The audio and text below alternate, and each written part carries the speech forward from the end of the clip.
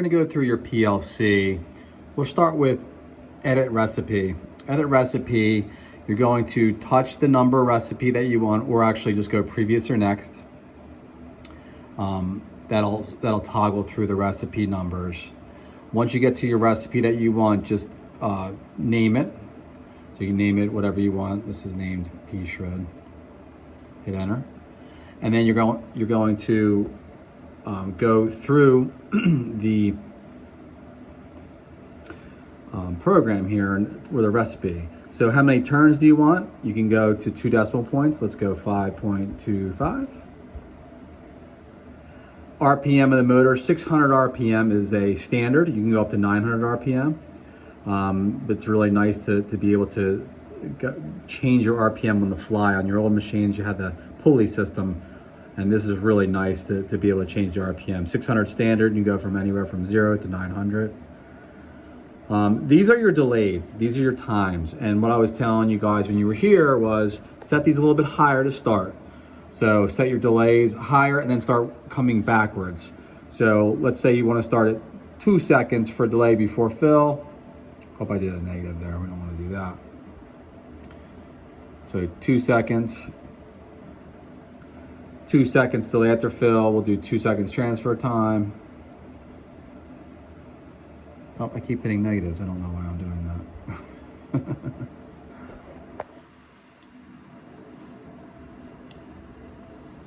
And then we're gonna go and then start winding your way back. So, let's say you wanna do, delay after fill. The auger stops turning and you don't really need any delay. The powder's in there.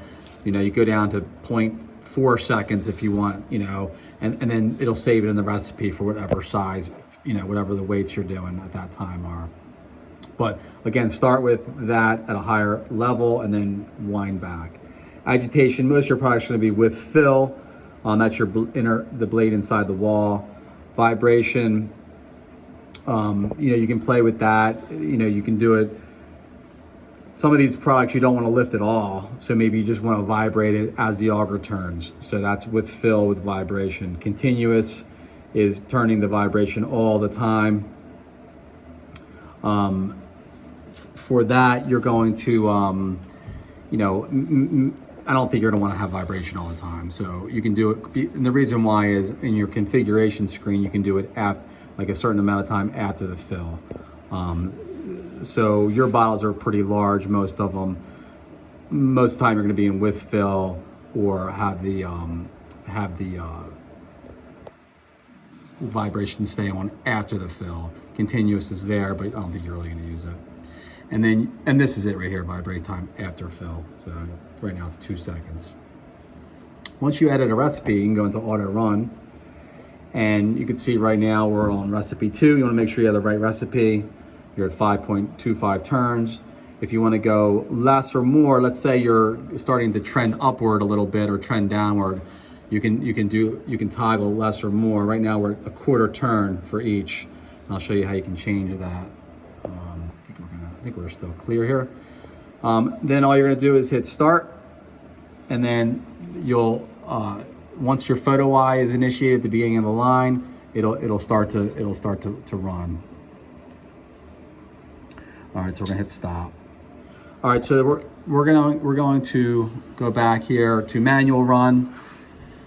When you're setting up, kind of working backwards here a little bit, but you can. Once you have air to this, you can index your air cylinders. So these air cylinders will go in and out. And that's this manual mode is really nice for setting up your different bottle sizes. Your lift up, we had gone over the lift, and I'll kind of go over that a little bit more, but you're gonna get a diagram for your lift. You can toggle this though in the manual mode to see if that's how far you wanna go up and see if that's the way you want it to run. That's really nice in this manual mode.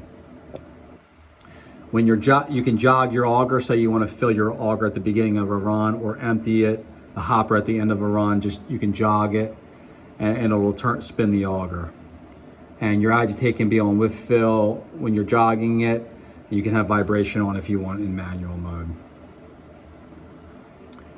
Your setup, agitation shut off is if you have it in continuous mode and you walk away, how long do you want it to run before you want it to shut off?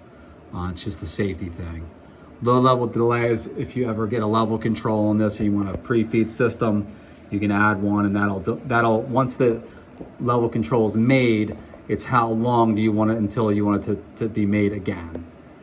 Increment decrement, that is, right now we're 0.25. That's that first screen where you go less or more. Lift hold, so this lift hold is for when you're actually running.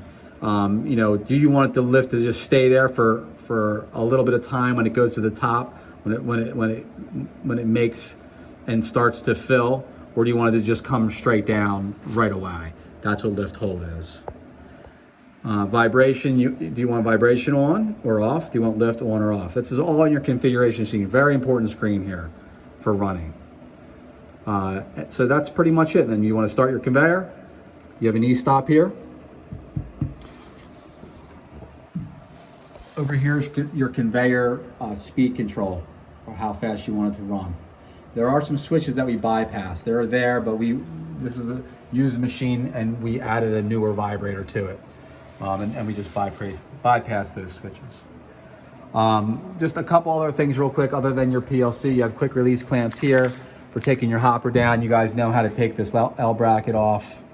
It's just loosening this bolt, the whole hopper comes down. We have a nitrogen purge here, which you can purge the hopper full of nitrogen if you want it to stay a little fresher, any products. Your index cylinders, like we went over, they move back and forth for your different containers. They also move up and down. We did provide you these big, large index cylinders, and you're gonna use these for most of your bottles. You do have a small bottle, and we did provide smaller index cylinders, and you'll see them in the box when you get it. And they actually go right on this, this bracket here.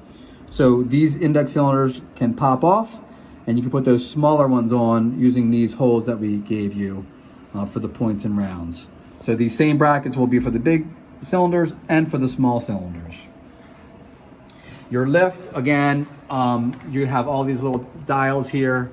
We're gonna provide you, there's a dial on the back, provide you with a sheet on how to operate this.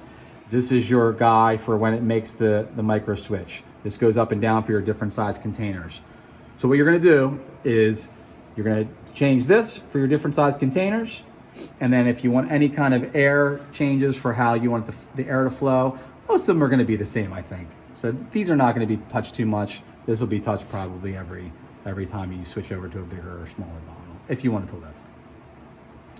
You're gonna bring air to this machine, to the back. You're gonna bring air to the checkware too, which I missed, just to let you know. In the back is your, where you're gonna bring your power to this machine. It's 3-phase, 220. You wanna make sure rotation is right. If you're looking up here, the auger's going counterclockwise. So if you're looking up, it's going clockwise. Looking down, it's going counterclockwise. But make sure your rotation is right and make sure it's opposite of the blade. And that is pretty much it. So give us a call if you have any questions. Thank you.